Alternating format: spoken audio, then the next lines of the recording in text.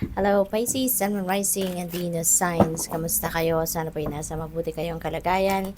Welcome back po sa Star Tarot. Kung bago kayo rito, welcome din kayo. Thank you for your support. I truly appreciate it. God bless you all, Pisces. O na mensahe po ninyo, Seven of Michael. Ayan, sabi dito, there is a better course of action available to you. Working alone may not be the best answer. Review all the details. Ayan, so maybe kailangan ninyo sa ngayon ng katulong, no? Kaya kailangan ninyo ng support, ng help, no? Sa kung ano man ang bagay na gagawin ninyo. Maybe also, let's say for example, may decision making na nakaharap kayo sa ngayon. Maybe you need someone dito to talk to. You need someone to to gather more facts and information, no, from that person, or baka kailangan ninyo na makakausap na makakapagbigay din sa inyo ng extrang advice, no, yung mga ganon, Pisces.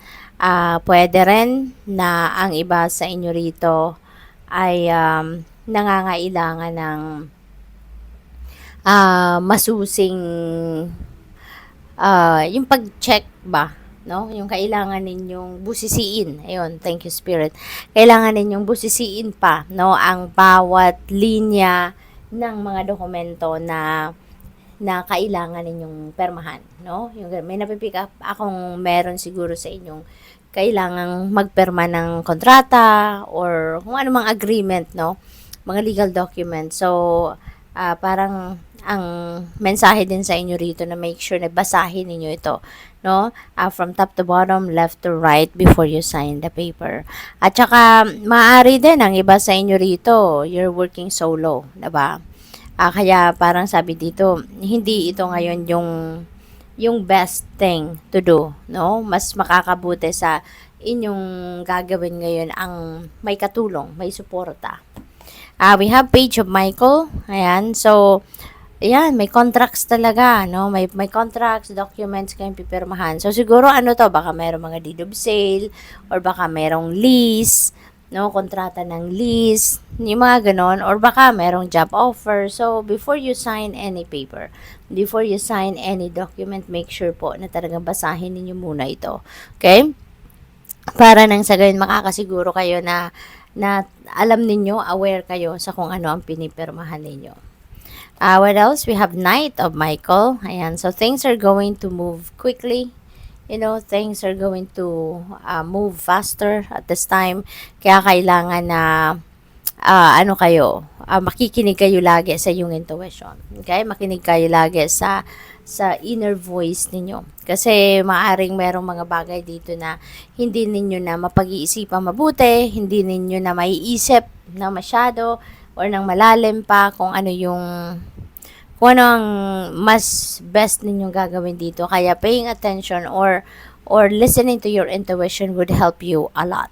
No? Na yun na lang ang susundin ninyo kasi anyways, kung anong gabay ng intuition ninyo, sigurado hindi kayo nito dadalhin sa kung anong kapahamakan, no? Bagkus it will lead you to the right path. It will lead you to the right direction, no? Lalo-lalo na sa ngayon na maraming bigla ang mga pagbabagong magaganap, no? What else? We have Three of Ariel. Dito naman, there is collaboration talaga, no? So, Seven of Michael, parang yun din ang sinasabi ng spirit sa inyo rito, no? Na working solo is not a good idea sa ngayon. Mas makakabuti sa inyong sitwasyon na may katulong kayo. Si Three of Ariel, ganun din. This is about collaboration, partnerships, you know, receiving help from other people, no? Working with others, teamwork, yung ganun. What else? We have Six of Raphael. Ayan. So, there are going to be, reunion dito. Siguro na magaganap for some of you. Baka ito ay reunion ng magkakapamilya. Baka magkikita-kita kayo, no? Family reunion.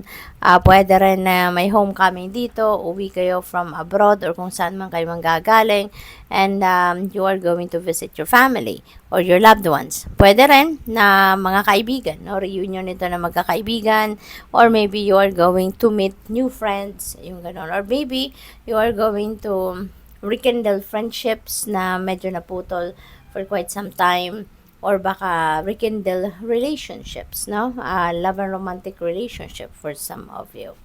What else? We have 10 of Ariel. Wow, napakaganda ni 10 of Ariel. Kasi there are so many blessings coming your way, lalong-lalo na pagdating sa pera, material na bagay, yung ganon. So, maraming biyaya, no, ang dadating sa inyo rito na talaga namang kailangan ninyong ipagpasalamat, no? Don't forget to be grateful, or don't forget to thank God, no, for all the blessings na dadating sa inyo, kasi parang siksik-liglig umaapaw ang pwedeng dumating sa inyo dito na swerte, na biyaya, lalo-lalo na pagdating sa pera. No, there is definitely financial and material success coming your way.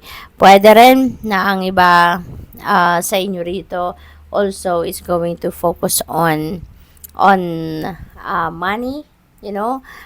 Baka maraming ipon na ang iba sa inyo rito, baka yung pagbabudget, no, pagdating sa pera, ang gagalingan ninyo lalo, kasi parang meron kayong plano mag-ipon, hindi lang para may pang-provide kayo sa pangangailangan ng inyong pamilya in the future, but mag-iipon kayo for retirement, mag-iipon kayo for rainy days, mag-iipon kayo for big purchases, no, in the future. So good luck sa'yo. Thank you for watching. Love and light. Namaste.